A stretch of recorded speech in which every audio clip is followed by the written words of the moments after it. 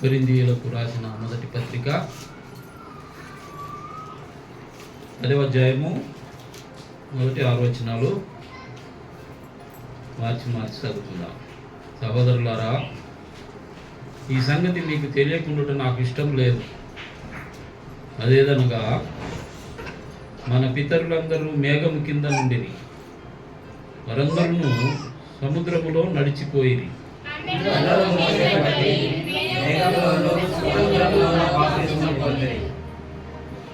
అందరూ ఆత్మ సంబంధమైన ఒకే ఆహారమును భుజించిరి.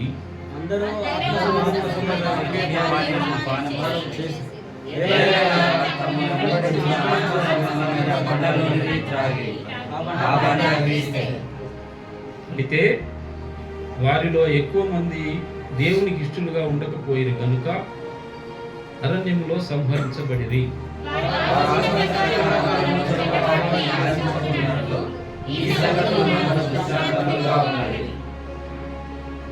ఇదే 11వ అధ్యాయం 28వ వచనం చూడండి. అందరం కలిసి చదువుకుందాం. ఒక పేజీలోనే 28వ వచనం.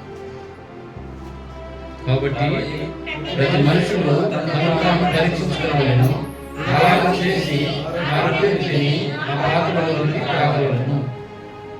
ప్రార్థన చేసుకుందాం. ప్రభు సహాయం కొరకై.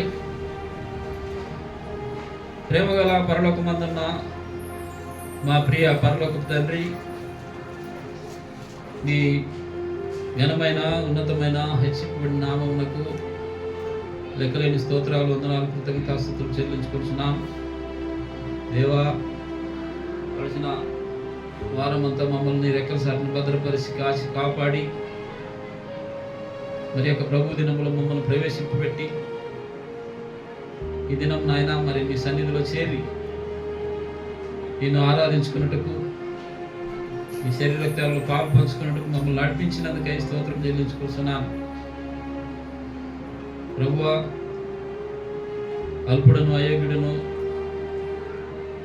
నన్ను జ్ఞాపకం చేసుకో ప్రభువా. నీ శిరోసారిని నన్ను మరుగుపరచండి, నీ నోటికి నన్ను దూరంగా వాడుకనండి.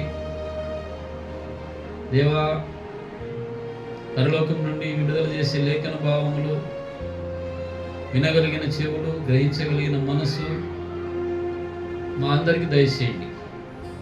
నీ సన్నిధిలో భయంతో వణుకుతో క్రమముగా మర్యాదగా జరిగించడానికి సహాయం చేయమని మా ప్రభు రక్షకుడు యేసుక్రీస్తు ప్రభు నామమున ప్రార్థించి వేడుకొంటున్నాను తండ్రి. ఆమేన్.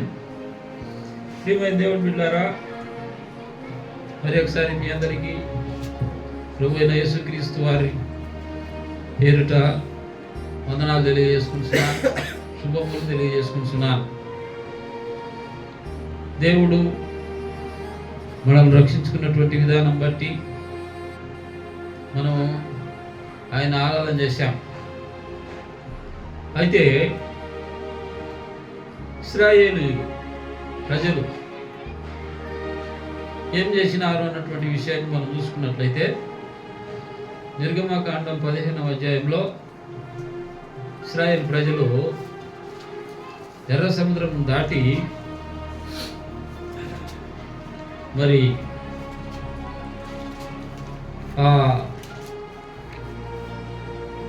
చూడండి, ఎర్ర సముద్రాన్ని దాటి షూరు అరణ్యము గుండా ప్రయాణం చేస్తూ మరి వాళ్ళు ఆ ప్రాంతానికి వచ్చినప్పుడు మారా అనే ప్రాంతం, ఆ ప్రాంతంలో నీళ్లు చేదుగా ఉన్నాయి. సేదుగా ఉన్నటువంటి దానిని బట్టి ఇశ్రాయేలు ప్రజలు మరి మోసే మీద సనుగుకున్నారు. చూసినట్లయితే చూడండి, 15-24 వచనం మనం చూస్తాం. నిర్గమకాండం 15, మేమేమి త్రాగుదుమో అని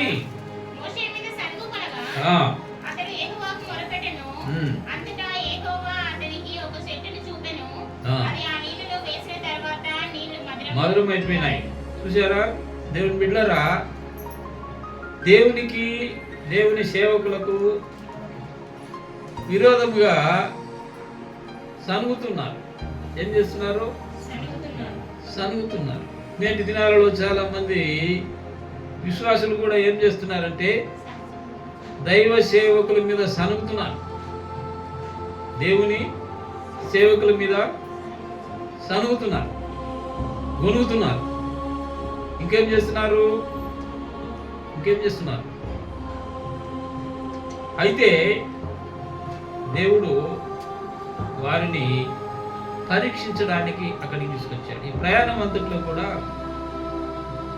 మరి ఇశ్రాయేలు ప్రజలను దేవుడు రక్షించుకున్నాడు. అందరూ కూడా రక్షించబడ్డారు. తెలుసా?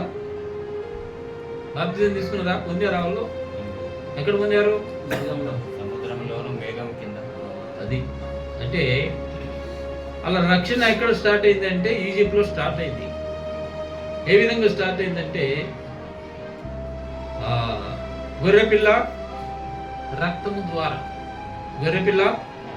రక్తము ద్వారా వాళ్ళకు రక్షణ వచ్చింది. ఆ రక్షణను కొనసాగించాలి.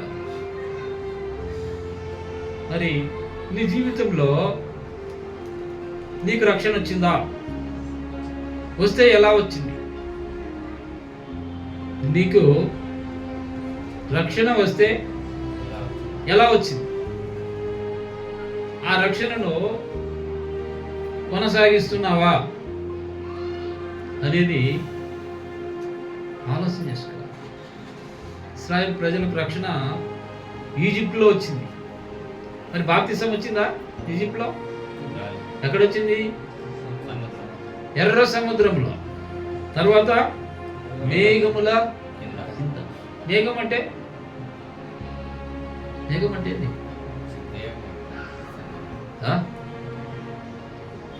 పగలు మేఘములోను, రాత్రి అగ్ని స్తంభములోను ఉండి దేవుడు వారిని నడిపిస్తాడు. అంటే పరిశుద్ధాత్ముడు వారిని నడిపిస్తున్నాడు. ఎలాగంటే మేఘములో ఉంటున్నాడు, అగ్నిలో ఉంటున్నాడు. ఎందుకు అనంటే ఇశ్రాయేలు ప్రజలను దేవుడు కోరుకున్నాడు. నిన్ను కూడా దేవుడు కోరుకున్నాడు. నిన్ను దేవుడు కోరుకోబట్టి నీవు రక్షించబడ్డావు. రక్షించబడిన తర్వాత బాప్తిసం తీసుకున్నావు. చాలా మంది ఎంత ఒకటి అంటారు కదా, అంతా ఒకటే అని. సరే, వారి వారి ఇష్టము, వారి వారి కాన్సెప్టు ఏదైతే మరి దేవునికి అంగీకారంగా ఉందో లేదో అనేది తర్వాత బయలుపరచబడుతుంది. ఇక్కడ సరే, వారు ఎర్ర సముద్రం దాటి ఏ అరణ్యంలోకి వచ్చారు? సూరు అరణ్యంలో ప్రయాణం చేస్తూ మారాకు వచ్చారు. మారా నీరు సేదైనది. మారా నీరు సేదైనది. ఏమైంది దేవుని బిడ్డలారా? రక్షించబడిన తర్వాత నీ జీవితంలో ఇలాంటి సంఘటన వస్తే, అంటే ఏదైనా అనుభవం నీ జీవితంలో వస్తే నీవేం చేస్తావు? రక్షించబడిన నీ జీవితంలో ఏదైనా అనుభవం నీకు ఎదురైతే నీవు ఏం చేస్తావు? ఇశ్రాయేలీయులు ఏం చేశారో నేను అదే చేస్తానంటావా? ఏం చేశారు ఇశ్రాయేలీయులు? సనుక్కున్నారు. ఎవరి మీద? మోసే మీదను దేవుని మీదను గొనుక్కున్నారు. ఒకవేళ వాళ్ళు ఆనే ఉండింటే కదా, ఐగుప్తులోనే ఉండింటే వారు ఏ జీవితం అనుభవించేవారు? బానిస జీవితం, బానిసత్వ జీవితము అనుభవించాల్సి వచ్చేది. రక్షించబడ్డారు, దేవుని నడిపి కింద ఉన్నారు వాళ్ళు. ఇప్పుడు దేవుడు పగలు మేఘంలో, రాత్రి అగ్నిలో ఉండి వారిని నడిపిస్తున్నాడు. వారికి ఇవ్వాలనుకున్నటువంటి స్వాస్థ్యం ఉంది. ఏమిటి ఆ స్వాస్థ్యము? కనాను దేశం, పాలు తేనెలు ప్రవహించే ఆ దేశాన్ని వారికి స్వాస్థ్యంగా దేవుడు ఇస్తానని ప్రమాణం చేసి ఉన్నాడు, వాగ్దానం చేసి ఉన్నాడు. ఎవరితో చేశాడు? అబ్రహాముతో చేశాడు. అబ్రహాముతో చేశాడు. ఇప్పుడు అబ్రహాం వారితో కలిసి నడుస్తున్నాడా? మరి ఎవరు నడుస్తున్నారు? అంటే అంటే వారంతా ఆయన సంతానమే. ఎవరి సంతానము? అబ్రహాము సంతానమే. ఈ సంతానంకు దేవుడు చేసినటువంటి వాగ్దానం ప్రకారం పాలు తేనెలు ప్రవహించే దేశం ఇస్తానని ప్రమాణం చేశాడు. నీ రక్షణ జీవితంలో దేవుడు నిన్ను పరలోకం చేర్చాలన్నది ఆయన కోరిక.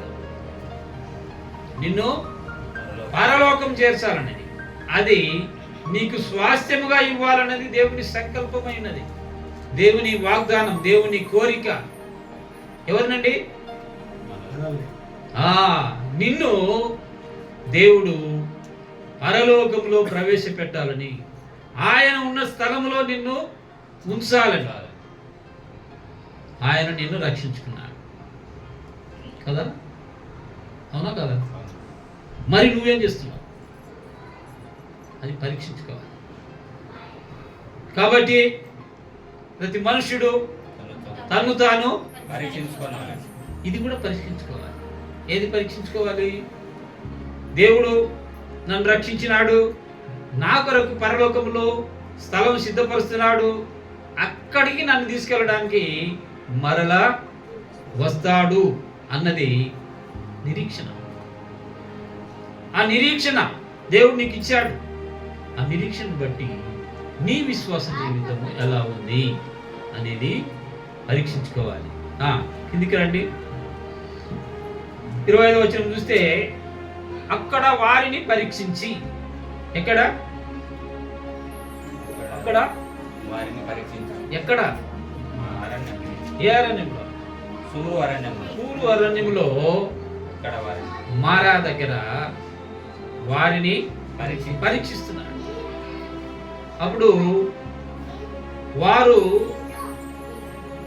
మరి దేవుని మోషేను సన్ముఖంగా, మోషే ఏం చేసినాడు? మోషే ఏం చేసినాడు?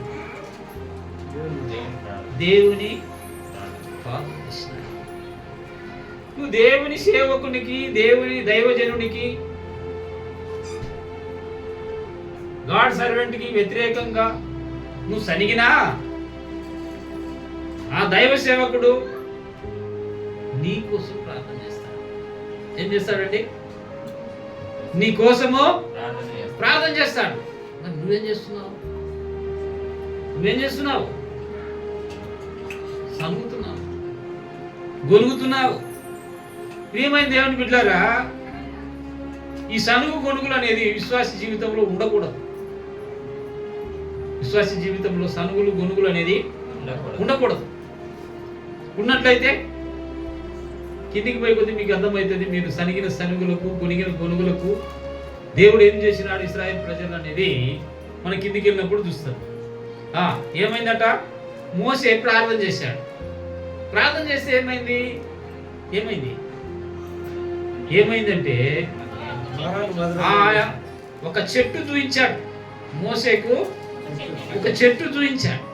ఈ చెట్టు తీసుకెళ్ళి ఆ నీళ్ళల్లో వెయ్యి. ఆ నీళ్ళలో వేస్తే నీళ్ళు ఏమవుతాయి? నీళ్ళు మారిపోతాయి. నీళ్ళు ఏమైపోతాయి? మధురమైపోతాయి. ఆ విధంగానే దేవుడు చెప్పిన విధంగా మోసే ఏం చేసినాడు?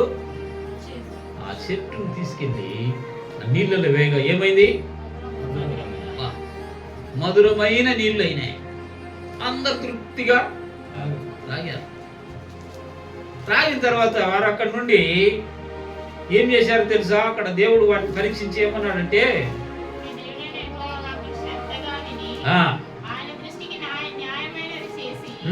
ఆయన ఆజ్ఞలకు విధేయులై ఆ. ఆయన కట్టడలన్నిటినీ అనుసరించిన ఎడల అనుసరించిన ఎడల ఏం చేస్తానన్నాడు?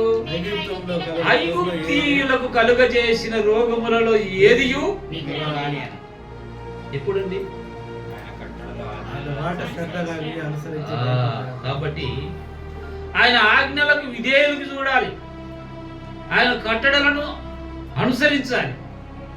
అప్పుడు ఐగుప్తీయులకు కలుగజేసిన రోగములు ఎన్ని?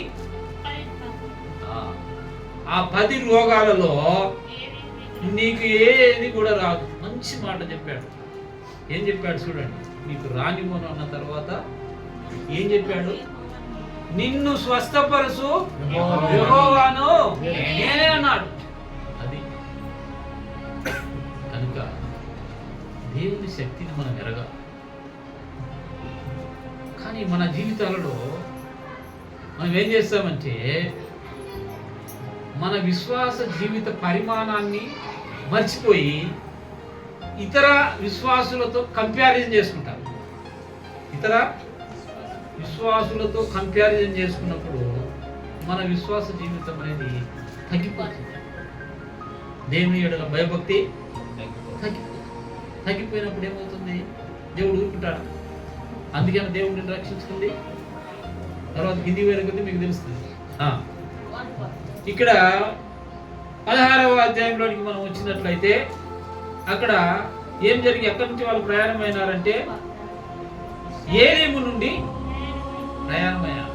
వారు ఐగుప్తు దేశం నుండి బయలుదేరిన రెండవ నెల 15వ దినమున ఏలీమునకును సీనాయికి మధ్యనున్న సీను అరణ్యమునకు వచ్చారు. ఎక్కడికి వచ్చారు? సీను అరణ్యమునకు వచ్చారు. అక్కడ ఏమైందంటే వారు మరలా మోషే మీద అహరోను మీద సనిగినారు. ఎందుకు అని అంటే 3వ వచనం చూడండి. ఎందుకు సనిగినారు అనేది, మేము మాంసము వండుకొని కుండల యొద్ద కూర్చుండి తృప్తిగా యెహోవా ఏల మమ్మల్ని చంపలేదన్నారు. చూసారా? మేము కుండల యొద్ద కూర్చొని తృప్తిగా మాంసం తిన్నారట. ఇప్పుడు ఏమైంది? వాళ్ళకు మాంసం లేదు. ఇప్పుడు మాంసం లేదు. ఈ తృప్తిగా తిన్నది ఎక్కడండి? ఎక్కడ తిన్నారు? ఐగుప్తులో. అంటే ఒక విధంగా మనం ఆలోచన చేస్తే వారు ఐగుప్తులు బానిసలుగా ఉన్నారు. బానిసలు కుండల యొద్ద కూర్చుండి తృప్తిగా తినేంత టైం ఉంటుంది వారికి? ఉంటుందా? కానీ వాళ్ళు అంటున్నారు, మేము అక్కడ తిన్నామే, అక్కడ మమ్మల్ని సావ కొట్టకుండా ఇక్కడ దాకా తీసుకురావన్న మమ్మల్ని సావ కొట్టడానికి అని గొనుగుతూ వచ్చారు. ఏం చేశారు? సనుగుతూ వచ్చారు కదా. అయితే దేవుడు ఏం చేశాడు?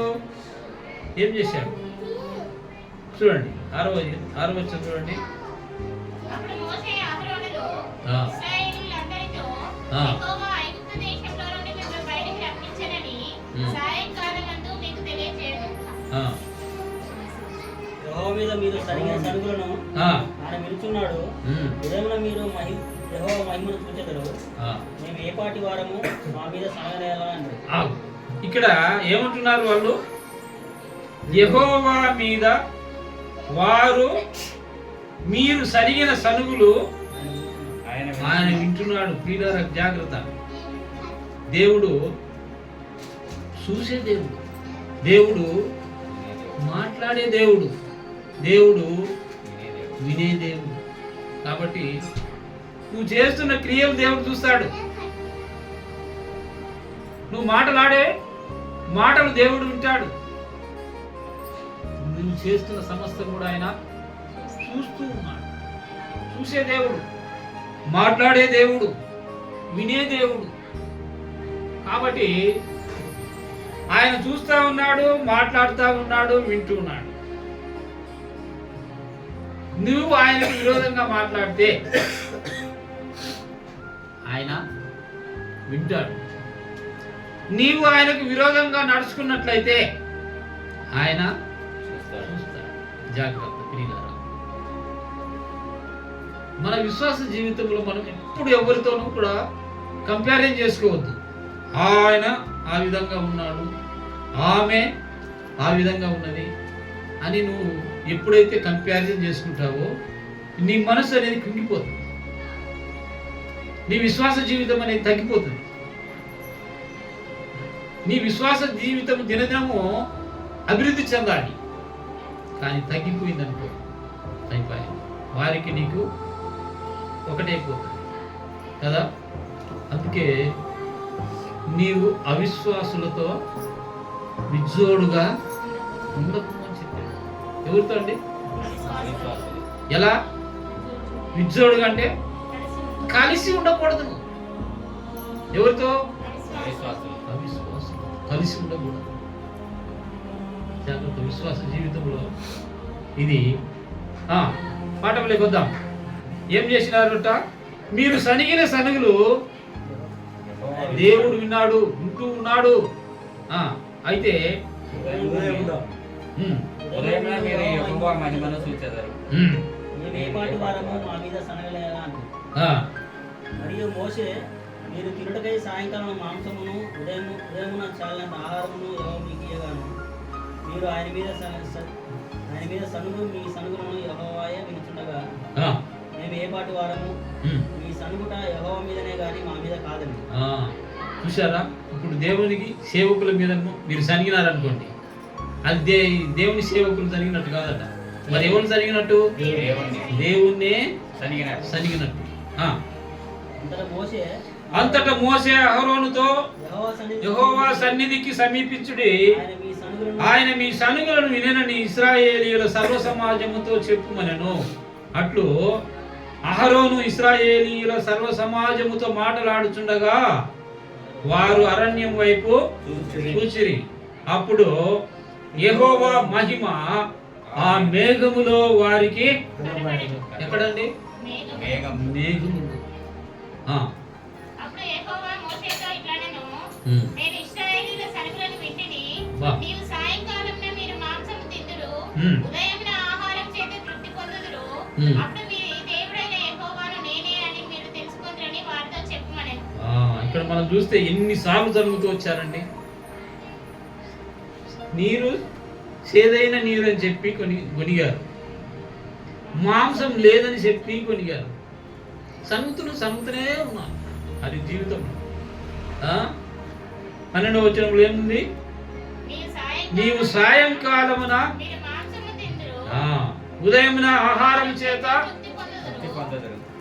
అప్పుడు మీ దేవుడైన యెహోవాను నేనే అని మీరు తెలుసుకొందురని వారితో చెప్పుమనెను.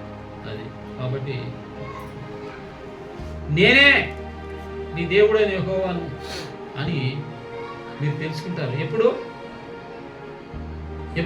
సాయంకాలం. అదే ఎప్పుడు? తిన్న తర్వాత మీకు మాంసం వస్తుంది, ఆహారం వస్తుంది. ఎలా వచ్చింది మాంసం తెలుసా? 13వ వచనం. కాగా సాయంకాలమున వచ్చి వారి పాలెము చుట్టూ కప్పెను, ఉదయమున మంచు వారి పాలెము చుట్టూ పడి ఉండెను. అది ఏంటంటే ఆ మనసులో మన్నా ఉంది. ఏముంది? మన్నా ఉంది. అదేమో వచ్చినప్పుడు ఇశ్రాయేలీయులు దాన్ని చూసినప్పుడు అది ఏమైనది తెలియక ఇదేమి అంటే అర్థమైంది. కింద ఉంటుంది చూడండి, మన్నా. ఇదేమి అంటే మన్నా తింటున్నారండి. ఆ మన్నా ఎవరు తింటారో తెలుసా? చూడండి, కీర్తన గ్రంథం 78:24 చూడండి.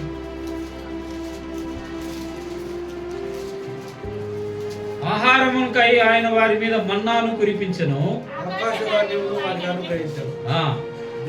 దేవదూతల ఆహారము నరులు భోజన పదార్థములను ఆయన వారికి సమృద్ధిగా. అది ఏం చేశాడండి? దేవదూతలు తినే ఆహారం ఇచ్చాడు, మనుషులు తినే ఆహారము కాదు కదా. ఇప్పుడు మనము 16వ అధ్యాయంలో 15వ అధ్యాయంలో ఏం చూస్తామంటే నీరు చేదైనటువంటి నీరును మధురముగా మార్చడం చూస్తాం. 16వ అధ్యాయంలో ఏం చూస్తామంటే దేవుడు వారికి ఆహారమును మాంసమును ఇవ్వటం చూస్తాం. తర్వాత 17వ అధ్యాయంలో మనం చూసినట్లయితే చూడండి, తర్వాత ఇశ్రాయేలీయుల సర్వ సమాజము యెహోవా మాట చొప్పున తమ ప్రయాణంలో సీను అరణ్యము నుండి ప్రయాణమైపోయి రెఫీదీములో దిగిరి. ఎక్కడి నుంచి స్టార్ట్ అయింది? సూరు అరణ్యము నుంచి సీను అరణ్యానికి వచ్చారు. సీను అరణ్యం నుండి రెఫీదీముకు వచ్చారు కదా. ప్రయాణం సాగుతూనే ఉన్నది. అయితే ఇక్కడ కూడా వారు ఏం చేసినారు?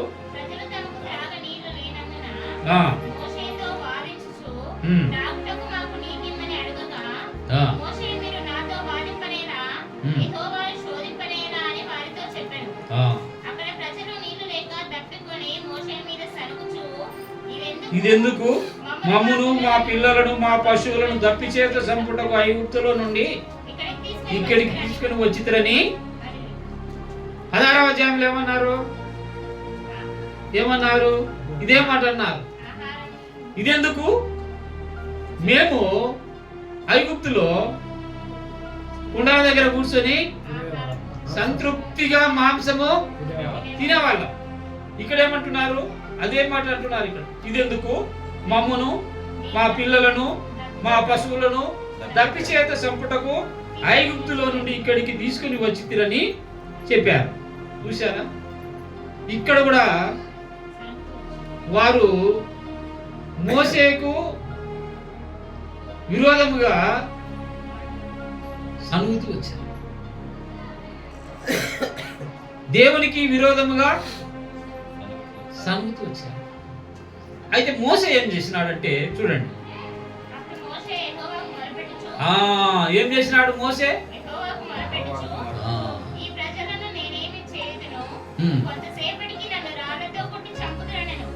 చాలు. ఇక్కడ మనం చూస్తే ప్రజలందరూ కూడా మోసే మీద తిరగబడ్డారు. ఏం చేశారు? మోసేతో వాదించుచు, అంటే దే క్వారల్డ్ విత్ మోసెస్.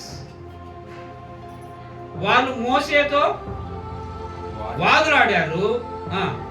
తర్వాత దే మర్మర్డ్ అగైన్స్ట్ గాడ్. దేవునికి విరోధముగా వారు సనిగారు. అయితే మోసే ఏం చేస్తున్నాడంటే మోసెస్ క్రైడ్ అంటూ గాడ్.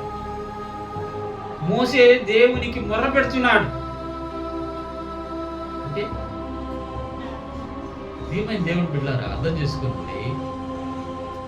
ఈ మాట రెండు సార్లు మనకు వచ్చింది. ప్రజలు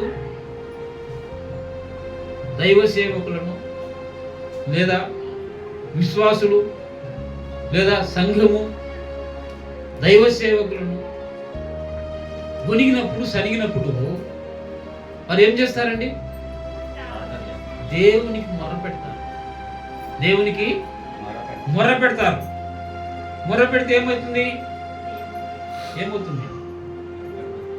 ఏది కావాలంటే అది అవుతుంది కదా. కనుక చూడండి, అయితే దేవుడు ఏమంటున్నాడంటే మోసేని పిలిచి 6వ వచనం, ఇదిగో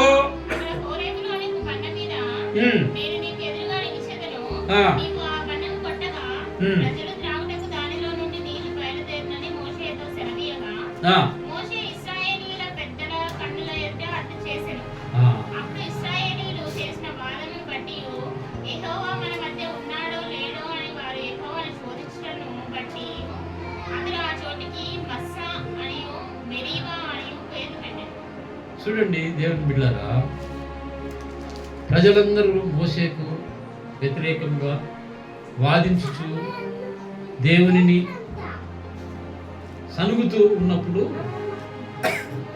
దైవ సేవకుడైన మోసే దేవునికి మొరపెట్టినాడు. దేవునికి మొరపెడితే దేవుడు ఏమని మాట్లాడుతున్నాడంటే, అక్కడ హోరేబులోని బండ మీద నేను నిలబడతాను, ఎదురుగా నిలబడతాను. నేను నీవు వచ్చి ఆ బండను కొట్టు. ప్రజలు త్రాగుతారు. ఆ బండను దేంతో కొడతావు? కర్రతో కొట్టాలి. దేంతో అంటే నీవు మరి ఐగుప్తులో ఏ కర్ర అయితే నువ్వు నీ చేతిలో ఉన్నదో ఆ కర్రను తీసుకొని వచ్చి నీకు హోరేబులో బండ మీద నేను నిలబడితే నువ్వు ఆ బండను కొట్టు, అప్పుడు నీళ్ళు వస్తాయి. ఆ విధంగా వారు ఏం చేసినారంటే మోసే కొంతమందిని తీసుకొని అక్కడ ఆ హోరేబులో ఉన్నటువంటి బండ దగ్గరికి వెళ్ళి ఏం చేసినాడు? బండను కొట్టినాడు. ఆ బండను కొడితే ఏమైందండి? నీరు వచ్చింది. నీరు వచ్చింది. ఎలా వచ్చింది నీరు రావడం? అంటే ఒక బండను కొడితే ఏదో చిన్న నల్ల కంటే చిన్నగా వస్తాయని అనుకుంటున్నారా? ఎంతమంది ఇశ్రాయేల్ ప్రజలు? ఎంతమంది? అలా మీరు 4 లక్షలు. 20 లక్షలు. 6 లక్షల మంది కాల్బలం అంటే నడిచే వాళ్ళు 6 లక్షలు. నడవలేని వారు ఎంతమంది? ఇప్పుడు ఒక మనిషి, అతనికి భార్య 2 పిల్లలు లెక్కేసుకో, ఉంటారా? ఎంతమంది? 4.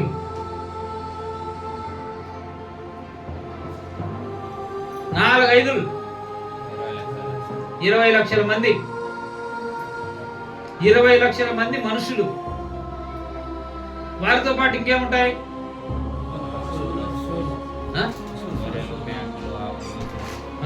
ఒంటెలు, గాడిదలు, ఇవన్నీ ఉంటాయి కదా. అంటే 20 లక్షల మంది త్రాగడానికి ఎంత నీరు కావాలి? ఒంటెలు తాగడానికి ఎంత నీరు కావాలి? అంటే ఒక నది వలె ప్రవహించింది. నది వలె ఏం ప్రవహించింది? నీరు ప్రవహించింది. అప్పుడు సమృద్ధిగా వారు తాగినారు. వారి పశువులు, వారి ఒంటెలు, వారి గాడిదలు, మనుషులు సంతోషంగా తృప్తిగా నీళ్లు తాగినారు కదా. అయితే ప్రియులరా, ఆ బండ క్రీస్తు.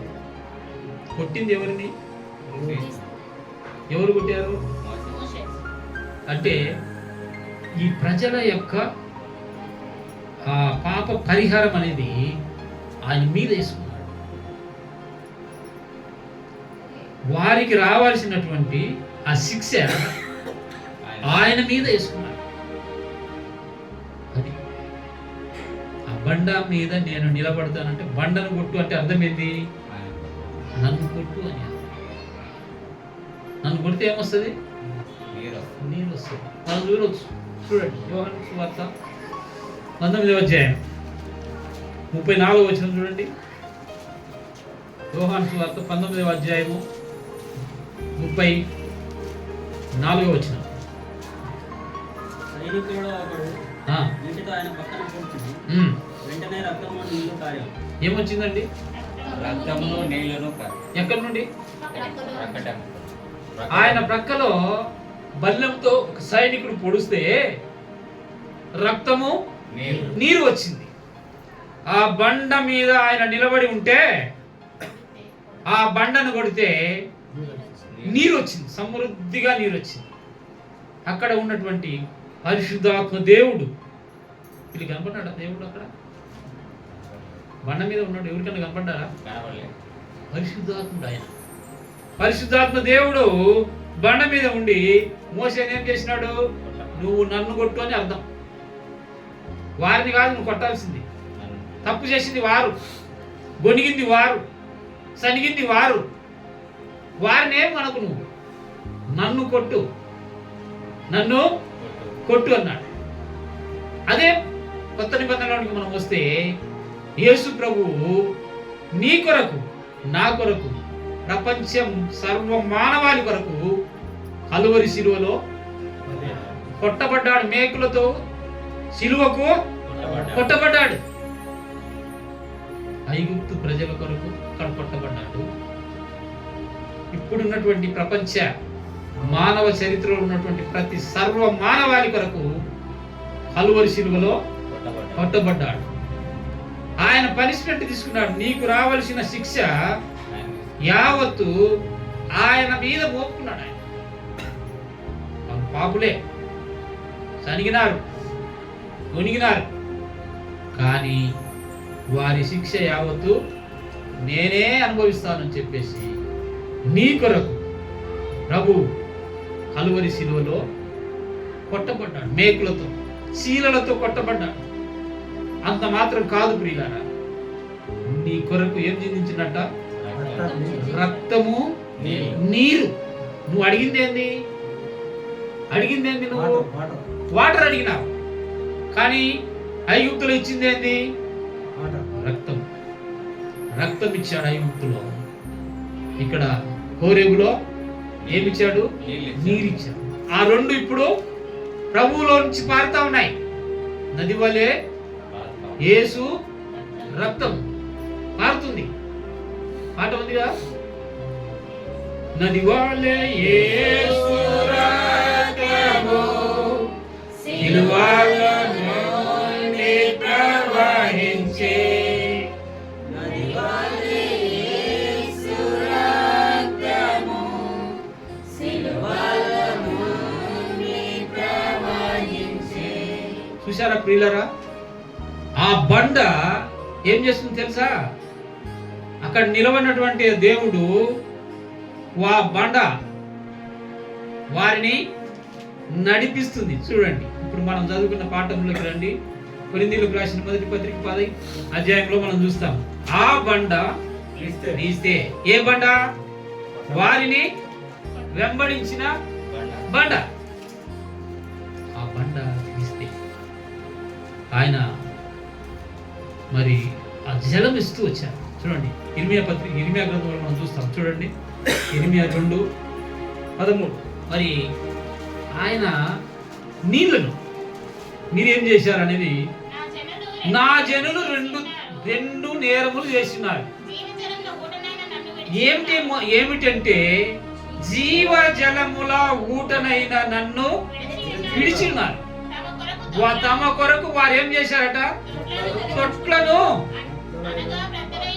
బ్రద్దలై నీరు నిలబడని తొట్లను తలుచుకున్నారు. జీవ జలమునైన నన్ను విడిచి మీరేం చేస్తున్నారు? తొట్లను తొలిపించుకున్నారు. అవి నీళ్లు నిలవవు, పగిలిపోయేటటువంటి తొట్లు. అది మీరు నన్ను వదిలిపెట్టారు. నేనేం చేశాను? మీ కొరకు జీవ జలాన్ని ఇచ్చాను. నేను జీవ జలాన్ని ఇచ్చాను, కానీ మీరేం చేశారు? నన్ను విసర్జించినారు. ఆ జీవ జలమునైన నన్ను మీరు విడిచిపెట్టి తొట్టను, మీకు కావలసినటువంటి పగిలిపోయేటటువంటి తొట్లను మీరు తొలిపించుకున్నారు. చూసారా? దేవుని ఉగ్రత. దేవుడు నీ మీద నేరం మోపుతున్నాడు. నేను నీ కోసం నేను ఇంత చేస్తే, పగలు మేఘంలో ఉండి రాత్రి అగ్నిలో ఉండి మిమ్మల్ని నడిపిస్తూ, మీకు నీళ్లు కావాలంటే చేదైన నీరు కోసం మంచి మధురమైన నీళ్ళు ఇచ్చాను. ఆహారం లేదంటే, మాంసం లేదంటే మీ కొరకు మాంసం ఇచ్చాను, ఆహారం ఇచ్చాను. నీళ్లు లేవంటే నీళ్లు ఇచ్చాను. ఇన్ని చేస్తే మీరేం చేస్తున్నారు? జీవ జలమునైన నన్ను విడిచి మీరు తొట్లు తొలుచుకుంటున్నారు. పగిలిపోయే తొట్లు. నీ తొట్టి పగిలిపోతుంది. అంటే విశ్వాసాన్ని నువ్వు విడిచిపెడితే ఆ విశ్వాసం నిన్ను పడగొడుతుంది, పగిలిపోయేది, ప్రయోజనము లేనిదిగా అయిపోతుంది అని దేవుడు నీ మీద తప్పొకటి మోపుతున్నాడు. నా జనులు ఎన్ని చేసినట? 2 నేరములు చేశారు కదా. చూడండి, మన యోహాను సువార్త 4వ అధ్యాయంలో మనం చూస్తాం. ఒక స్త్రీ అక్కడ కనిపిస్తూ ఉంటుంది. 14వ వచనం చూడండి.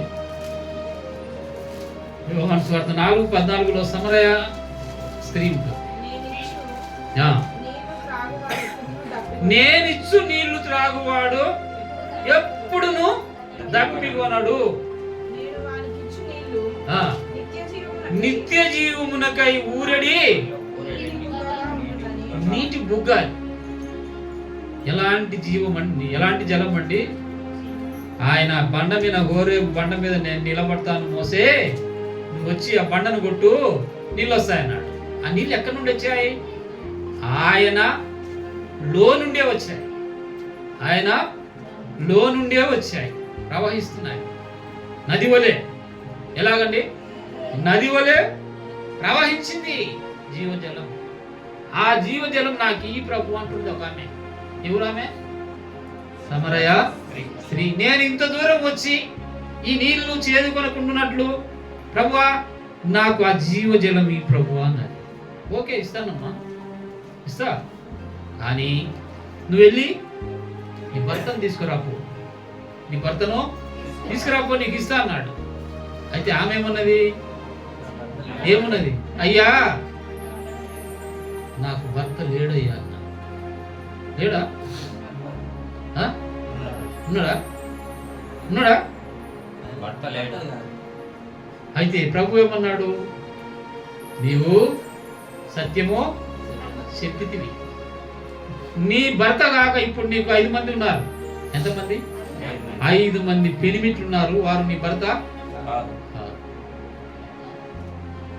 చూసారా? అయితే ఆమె ఏం చేసింది? ఏం చేసింది ఆమె? ఏం చేయలేదా? అయ్యా నువ్వు ప్రభు. ఏం చేసిందంటే ఆమె కుండను వదిలిపెట్టి ఊరిలోకి వెళ్ళింది. కుండను వదిలిపెట్టి ఊర్లోకి వెళ్ళింది. ఎందుకు ఊర్లోకి? ఊర్లో జీవజలం ఉందా? ఏమండి? ఊర్లో జీవజలం ఉందని ఆమె కుండ వదిలిపెట్టేసిపోయిందా? వీళ్ళరా, నీ జీవితంలో you have to leave something. నీవు వదిలిపెట్టాలి. సమరయ స్త్రీ ఏమి వదిలిపెట్టింది? ఆమెకు జీవనాధారమైన నీటి కొరకు నీరు తోడుకునేటటువంటి ఆ కుండ వదిలిపెట్టేసింది. నాకు వద్దు, ఈ కుండ అవసరం లేదు. ఇక ఎందుకు అవసరం లేదు? నాకు ఇప్పుడు జీవజలం ఇస్తాడు నా ప్రభు, కాబట్టి ఈ కుండతో నాకు అవసరం లేదన్నాడు. అదే విధంగా నీ జీవితంలో నీవు దేవుని కొరకు ఏమి వదిలిపెట్టావు? ఆ సమరయ స్త్రీ కుండను వదిలి ఊర్లోకి వెళ్ళింది. ఊర్లోకి వెళ్ళి ఊరుకున్నదా? ఏం తెచ్చింది? మళ్ళీ వేరే కుండలు ఇచ్చిందా జీవజలం కొరకు? అందరిని పోగేసుకొని రండి, నేను మెసేజ్ చూశాను, రండి మీరు కూడా చూద్దరుగా అని చెప్పేసి అందరిని తీసుకొని వచ్చింది. మరి నువ్వు ఎందరిని తీసుకొని వస్తున్నావు? ఎంతమంది తీసుకొస్తున్నావు? జీవజలం వరకు ఎంతమందిని నువ్వు తీసుకొస్తున్నావు? ఆ జీవజల నది వరకు పరీక్షించుకోవాలి ప్రియులారా. కాబట్టి ప్రకటన గ్రంథం 21 అధ్యాయం చూడండి. 21 ప్రకటన 21 6వ వచనం. మరియు ఆయన నాతో ఇట్లనెను, సమాప్తమైనది, నేనే అల్ఫయు ఓమెగయు, అనగా ఆదియు అంతమునై ఉన్నవాడను. దప్పికొను వానికి జీవజలముల బుగ్గలోని జలమును నేను ఉచితముగా అనుగ్రహించును. చాలమ్మా. దప్పికొనిన వానికి ఏమండి? దప్పికొనిన వానికి జీవజలము బుగ్గలో నుండి జలము మీకు ఇస్తానంటున్నాడు. ఎవరికి?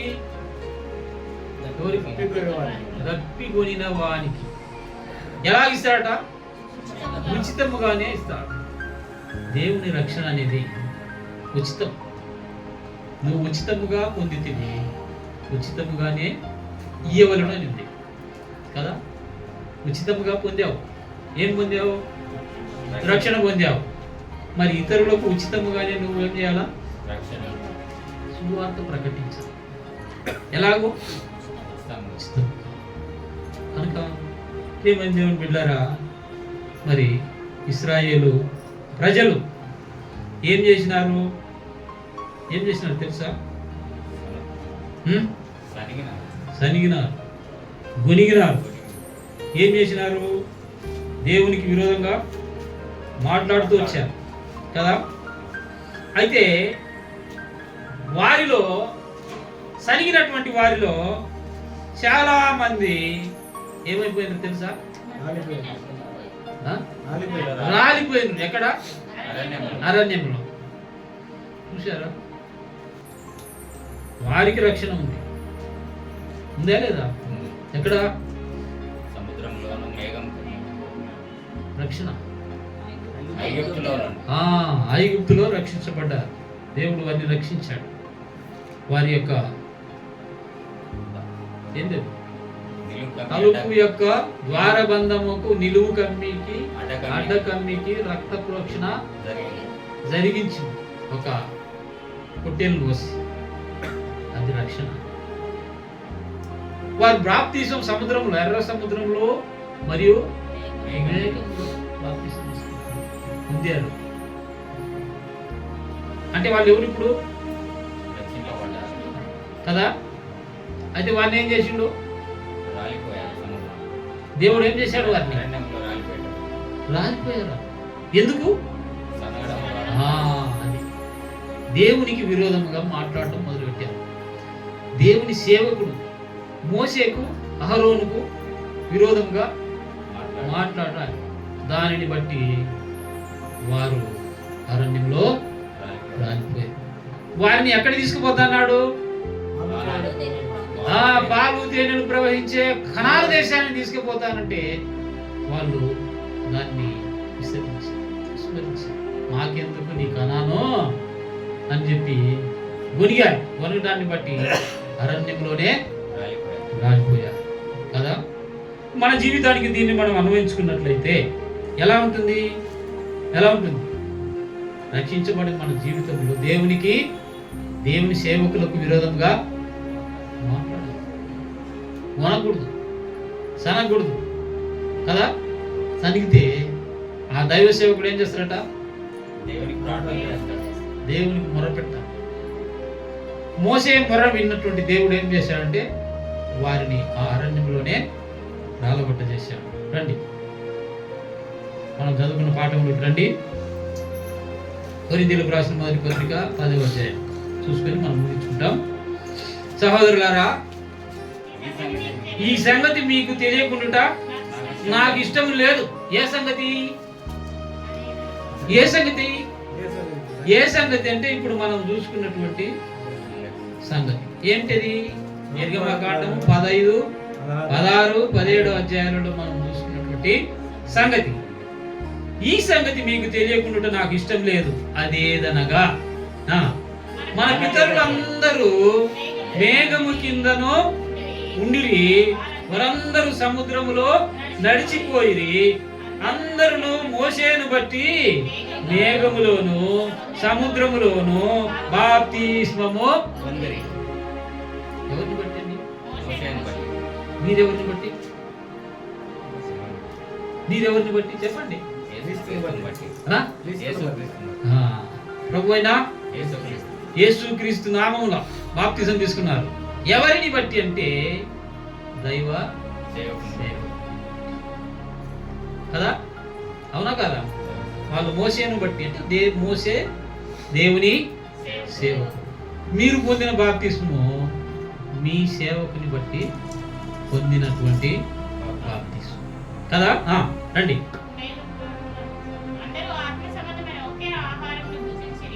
ఇది ఇప్పుడు అందరూ ఆత్మ సంబంధమైన ఒకే ఆహారము భుజించింది.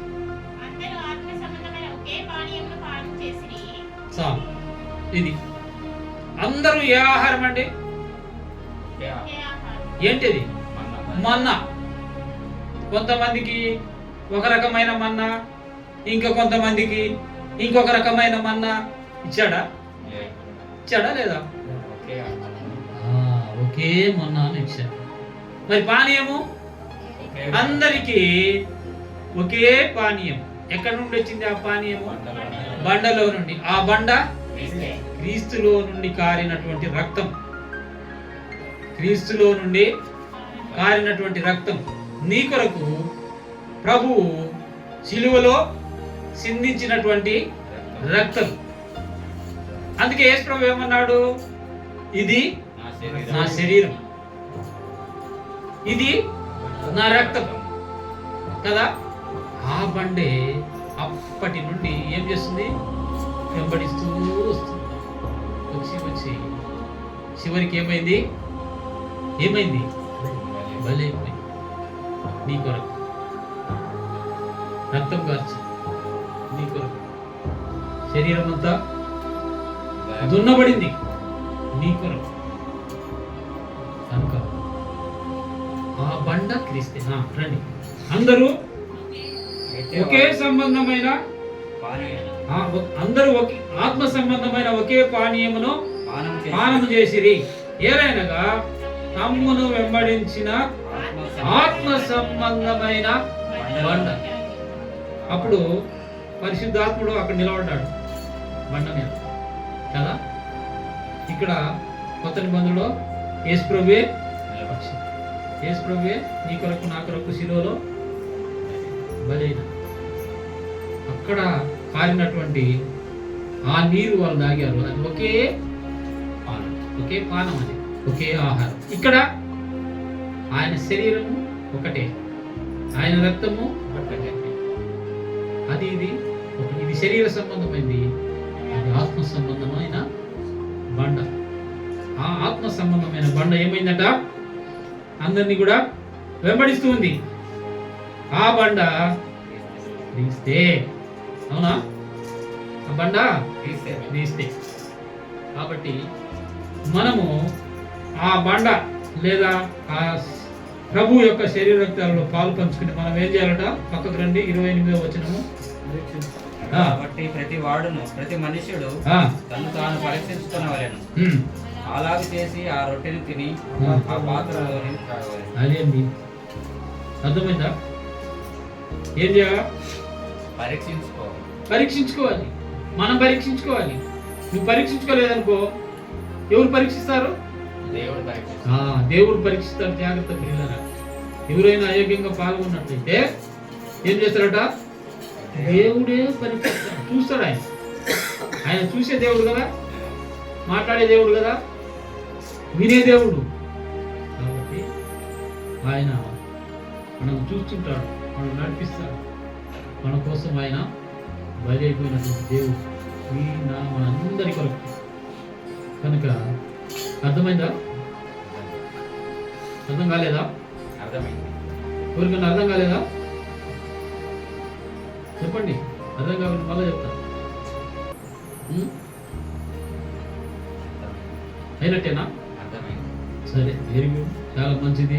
దేవుని బిడ్డారా, మరి నిన్ను వెంబడించేటువంటి బండ ఉంది ఇప్పుడు కూడా. అది ఆత్మ సంబంధమైన బండ. అంటే పరిశుద్ధాత్మ నిన్ను ఎప్పుడు వెంబడిస్తూనే ఉంటాడు. కాబట్టి నిన్ను చూస్తుంటాడు, నువ్వు అనేది వింటూ ఉంటాడు. తర్వాత నువ్వు చేసే పని చూస్తుంటాడు. కాబట్టి భయం ఉండాలి. దేవుడు అంటే భయం ఉండాలి. అబ్బో, ఇది చేస్తే దేవుడు నన్ను చూస్తున్నాడే, ఈ మాట అంటే దేవుడు వింటున్నాడే, ఈ పని చేస్తే దేవుడు చూస్తున్నాడే అని ఏముండాలా? భయం ఉండాలి. ఆ విధంగా దేవుని యొక్క శరీరతలో మనం పాల్పంచుకుందాం. అందరూ కూడా పరీక్షించుకోవాలి. ప్రభు రక్తంలో రక్తంలో పాల్గొని ముందు ఏం చేయాలా?